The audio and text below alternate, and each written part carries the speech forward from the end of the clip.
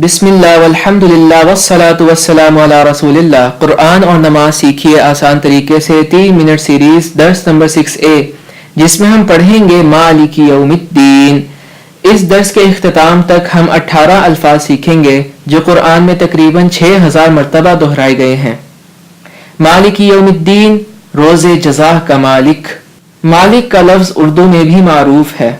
سیاسی اصطلاح میں اس سے مراد بادشاہ ہے جس کا قانون بالاتر ہو۔ یوم سے مراد ہے دن، جیسے یوم العید، عید کا دن۔ یوم کی جمع ہے ایام۔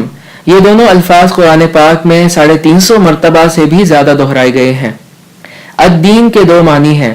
اس کا پہلا معنی ایک مکمل ضابطۂ حیات ہے، مثلا دین اسلام۔ یہ ضابطۂ حیات ہمیں دکھاتا ہے کہ ہم نے اپنی انفرادی اور اجتماعی زندگی کیسے گزارنی ہے۔ الدین کا دوسرا معنی جزا ہے۔ مالک یوم الدین، روز جزا کا مالک۔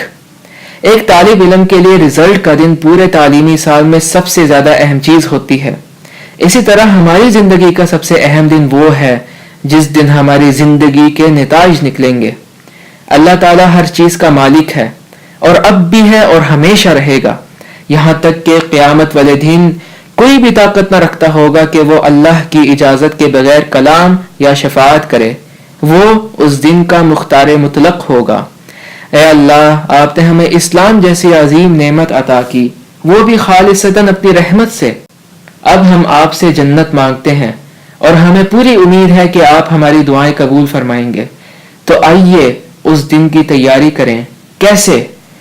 اس دنیا کی لذت و آسائشوں اور فتنوں سے لڑیں اور شیطان کے وسوسوں کا مقابلہ کریں، اور وہ بھی اس دن کے تذکرے سے۔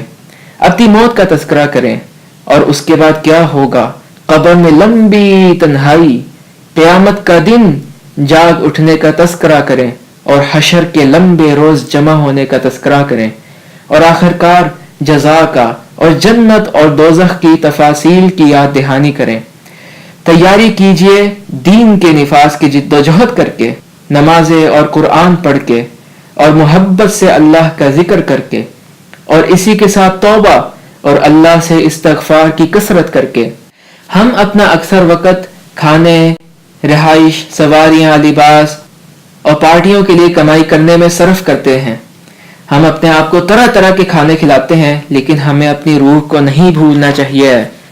حکیمانہ انداز سے قرآن، حدیث، سیرت اور قرآن کی سمجھ کے لیے عربی زبان کے علوم سیکھنے کا اہتمام کریں، اور اسی طرح علم کی دیگر شاخیں سیکھنے کا بھی، تاکہ ہم دنیا کو جان سکیں اور حلال روزی کما سکیں، اپنے جذبات پر قابو پائیں، اپنی آنکھیں، کان، زبان، ہاتھ، پیر اور شرم گاہوں کی حفاظت کر کے، اور سب سے اہم چیز اپنی سوچوں پہ قابو پا کے، تاکہ ہم اپنی زندگی اور اپنی جوانی کے 4 سوالوں کا جواب دے سکیں، اور اپنی کمائی کا، اپنے مال کے خرچ کرنے کا، اور اپنے علم کا مفید استعمال کرنے کا بھی، اور تاکہ ہمیں اس روز ذلت اور رسوائی نہ چکھنی پڑے، اور اس چیز کا دھیان رکھتے ہوئے کہ ہم چوری اور دوسروں کا مال ناجائز ہڑپ اور غصب نہ کریں، اور نہ ہی انہیں گالیاں دیں اور ان پر الزامات لگائیں اور ان کی چغلیاں کریں۔ اس دن کی تیاری کریں اپنی صحت کا خیال رکھ کر، ورزش کر کے اور صحت مند اور معتدل غذا کھا کے۔ وقت پہ سوئیں، اپنے قیمتی وقت اور صحت کا بہترین استعمال کریں۔ اور یہ ہماری عادت نمبر 7 ہے، ہمیشہ اپنا اختتام ذہن میں رکھیں۔ جزاکم اللہ خیرا، والسلام علیکم ورحمۃ اللہ وبرکاتہ۔